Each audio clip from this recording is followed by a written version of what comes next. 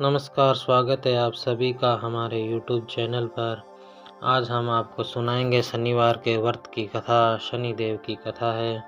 एक समय स्वर्गलोक में सबसे बड़ा कौन है के प्रश्न पर 9 ग्रहों में विवाद हो गया। विवाद इतना बढ़ा कि परस्पर भयंकर युद्ध की स्थिति बन गई। निर्णय के लिए सभी देवता देवराज इंद्र के पास पहुँचे और बोले, हे देवराज, आपको निर्णय करना होगा कि हम में से सबसे बड़ा कौन है। देवताओं का ये प्रश्न सुनकर देवराज इंद्र उलझन में पड़ गए। इंद्र बोले, मैं इस प्रश्न का उत्तर देने में असमर्थ हूँ। हम सभी पृथ्वी लोक में उज्जैनी की नगरी में राजा विक्रमादित्य के पास चलते हैं।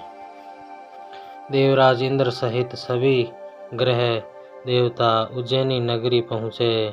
महल में पहुंचकर सब देवताओं ने उनसे अपना प्रश्न पूछा। जो राजा विक्रमादित्य भी कुछ देर के लिए परेशानी में हो उठे, क्योंकि सभी देवता अपनी अपनी शक्ति के कारण महान थे। किसी को भी छोटा या बड़ा कह देने से उनके क्रोध के प्रकोप से भयंकर हानि पहुंच सकती थी। अचानक राजा विक्रमादित्य को एक उपाय सूझा और उन्होंने विभिन्न धातुओं स्वर्ण रजत यानी चांदी, कांसा, ताम्र यानी तांबा, सीसा, रांगा और जस्ता, अबरक व लोहे के 9 आसन बनवाए। धातुओं के गुणों अनुसार सभी आसनों को एक दूसरे के पीछे रखवाकर उन्होंने देवताओं को अपने अपने सिंहासन पर बैठने को कहा। देवताओं के बैठने के बाद राजा विक्रमादित्य ने कहा, आपका निर्णय तो स्वयं हो गया। जो सबसे पहले सिंहासन पर विराजमान है वही सबसे बड़ा है। राजा विक्रमादित्य के निर्णय को सुनकर शनि देवता ने सबसे पीछे आसन पर बैठने के कारण अपने को छोटा जानकर क्रोधित होकर कहा, राजा विक्रमादित्य, तुमने मुझे सबसे पीछे बैठाकर मेरा अपमान किया है। तुम मेरी शक्तियों से परिचित नहीं हो। मैं तुम्हारा सर्वनाश कर दूंगा। शनि ने कहा, सूर्य एक राशि पर 1 महीने, चंद्रमा 2.25 महीने, मंगल 1.5 महीने, बुध और शुक्र 1 महीने, बृहस्पति 13 महीने रहते हैं, लेकिन मैं किसी राशि पर 7.5 वर्ष 7.5 तक रहता हूँ। बड़े बड़े देवताओं को मैंने अपने प्रकोप से पीड़ित किया है। राम को 7.5 के कारण ही वन में जाना पड़ा और रावण को 7.5 के कारण ही युद्ध में मृत्यु का शिकार बनना पड़ा। राजा, अब तू भी मेरे प्रकोप से नहीं बच सकेगा। इसके बाद अन्य ग्रहों के देवता तो प्रसन्नता के साथ चले गए, परंतु शनिदेव बड़े क्रोध के साथ वहां से विदा हुए। राजा विक्रमादित्य पहले की तरह ही न्याय करते रहे। उनके राज्य में सभी स्त्री पुरुष बहुत आनंद से जीवन यापन करने लगे। कुछ दिन ऐसे ही बीत गए। इधर शनि देवता अपने अपमान को भूले नहीं थे। विक्रमादित्य से बदला लेने के लिए एक दिन शनिदेव ने घोड़े के व्यापारी के रूप धारण किया और बहुत से घोड़ों के साथ उज्जैनी नगरी पहुँचे। राजा विक्रमादित्य ने राज्य में किसी घोड़े के व्यापारी के आने का समाचार सुना तो अपने अश्वपाल को कुछ घोड़े खरीदने के लिए भेजा। घोड़े बहुत कीमती थे। अश्वपाल ने जब वापस लौटकर इस संबंध में बताया तो राजा विक्रमादित्य ने स्वयं आकर एक सुंदर व बहुत शक्तिशाली घोड़े को पसंद किया।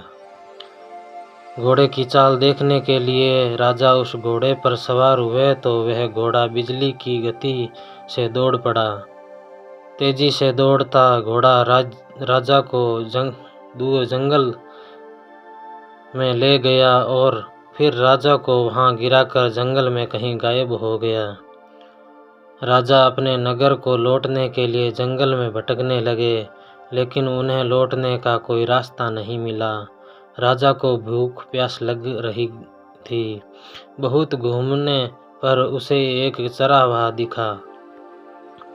राजा ने उससे पानी मांगा।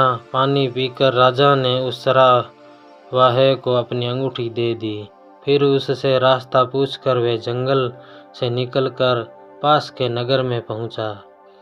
राजा ने एक सेठ की दुकान पर बैठकर कुछ देर आराम किया। उस सेठ ने राजा से बातचीत की तो राजा ने उसे बताया कि मैं उज्जैनी नगरी से आया हूँ। राजा के कुछ देर दुकान पर बैठने से सेठ जी की बहुत बिक्री हुई। सेठ ने राजा को बहुत भाग्यवान समझा और खुश होकर उसे अपने घर भोजन के लिए ले गया। सेठ के घर में सोने का एक हार खूंटी पर लटका हुआ था।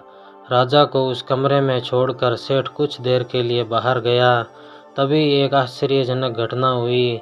राजा ने देखते देखते सोने के उस हार को खूंटी ने निगल लिया।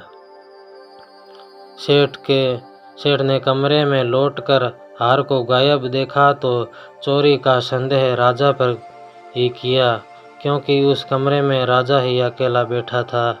सेठ ने अपने नौकरों से कहा कि उस परदेसी को रस्सी से बांधकर नगर के राजा के पास ले चलो।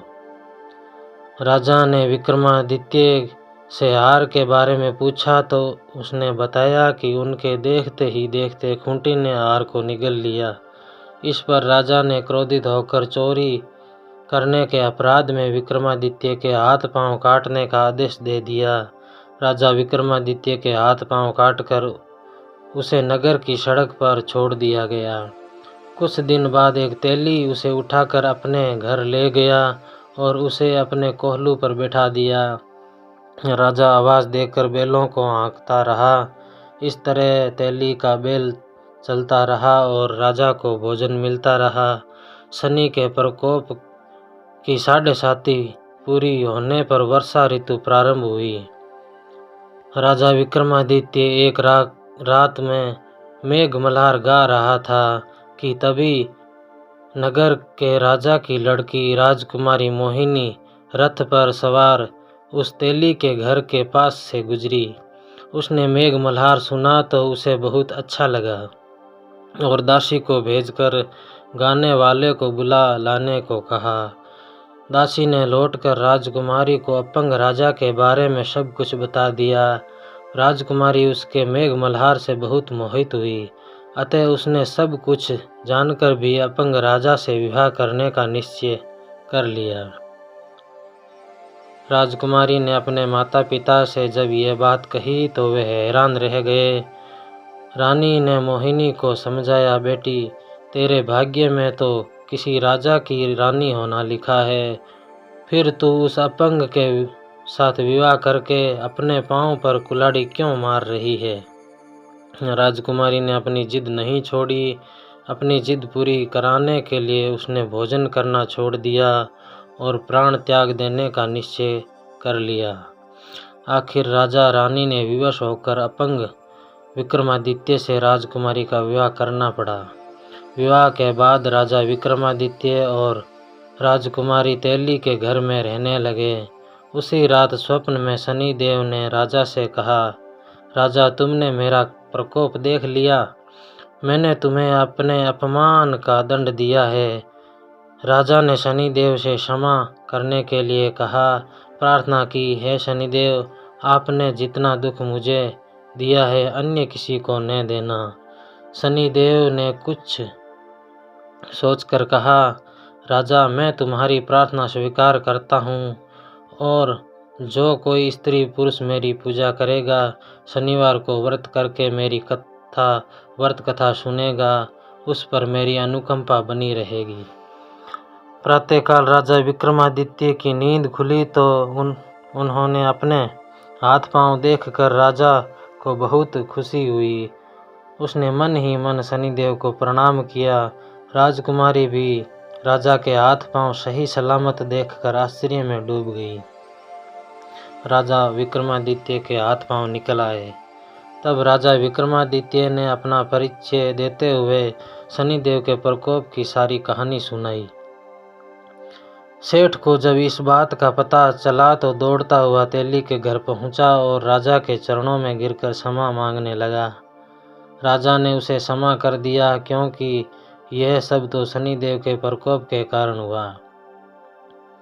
सेठ राजा को अपने घर ले गया और उसे भोजन कराया।